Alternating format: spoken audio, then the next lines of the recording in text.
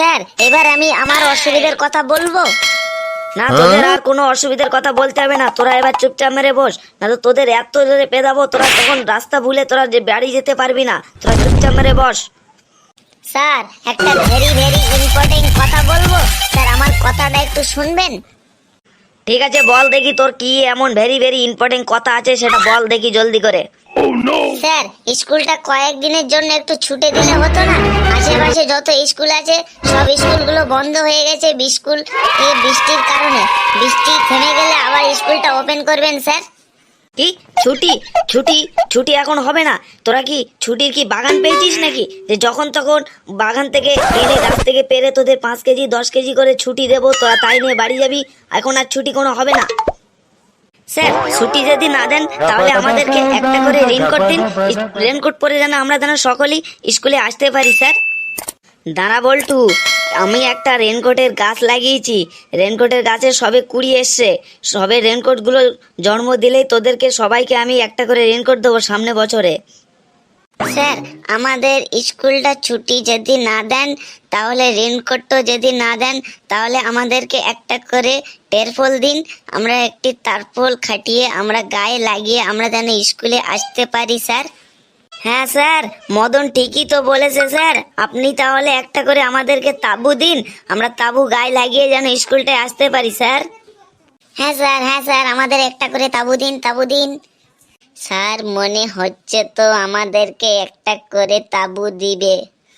ওই ওই তোরা এত চেল্লামিল্লি, চুপ! তোরা এখনই চুপ কর, না তো তোদের পিঠের চামড়া কিন্তু এক্ষুনি গুটিয়ে নেবো। স্যার আমাদের পিঠের চামড়া না কেলিয়ে আপনি আমাদের তাঁবু দেওয়ার ব্যবস্থা করুন স্যার। কেননা আমার বৃষ্টিতে ভিজলে আমার মাথাটা কিরকম ঝনঝন করে, শরীরটাও যেরকম কনকন করে স্যার। আপনি আমাদেরকে একটি তাঁবু দেওয়ার চিন্তা ভাবনা করুন স্যার। স্যার স্যার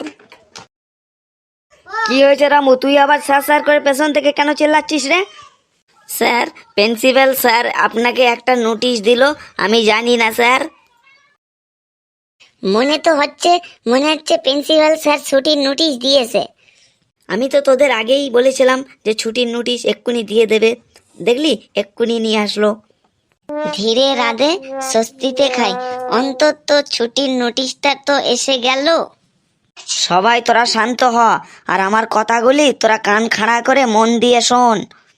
হ্যাঁ স্যার আপনি নোটিশটা শোনান, কেননা আপনার নোটিশ শোনার জন্য আমার কানটি খরগোশের মতো খাড়া হয়ে আছে স্যার। আপনি তাড়াতাড়ি নোটিশটা পড়ে শুনিয়ে দিন স্যার। স্যার আপনি নোটিশটা তাড়াতাড়ি পড়ুন স্যার, কেননা এই নোটিশটা শোনার জন্য আমার কানটি 1 সপ্তাহ ধরে খরগোশের মতো খাড়া হয়ে আছে স্যার। আপনি তাড়াতাড়ি নোটিশটা পড়ুন স্যার। তোমরা তাহলে ভালো করে মনোযোগ দিয়ে শোনো। গুণধর ছাত্রছাত্রীরা, এই বছরে প্রথম বছর, এই বছরে ক্লাস শুরু হয়েছে। এই 6 মাসের মধ্যে অনেকেই ফিজ জমা দেওয়া হয়নি।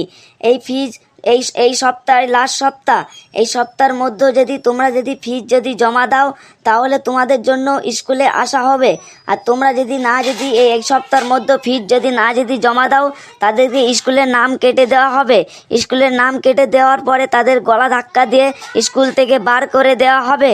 আর প্রিন্সিপাল স্যারের কাছে গিয়ে তোমাদের স্কুলের ফিজটা তোমরা জমা দিতে হবে। যদি না দাও তোমাদের সবাইকে নাম কেটে দেওয়া হবে।